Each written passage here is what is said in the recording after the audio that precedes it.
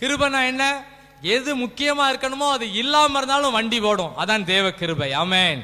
தேவ கிருபை என்றும் உள்ளதே, அவர் கிருபை என்றும் உள்ளதே, அவரை போற்றி துதித்து பாடி அல்லேலூயா என்றார் பரிப்போம்.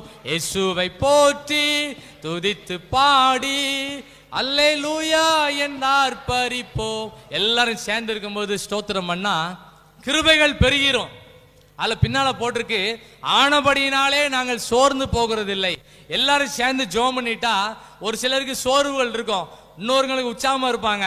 அவங்க சொல்லுத ஸ்தோத்திரம் எல்லாரோட சோர்வையும் மாத்தி விட்டுரும்.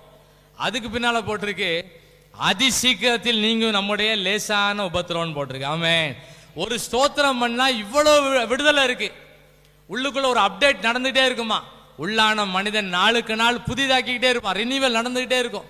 ஸ்தோத்திரம், ஆமென், அல்லேலூயா சொல்ல சொல்ல இருதயத்துக்குள்ள ஒரு பெரிய ஒரு ப்ராசஸ் நடந்துகிட்டே இருக்கும்.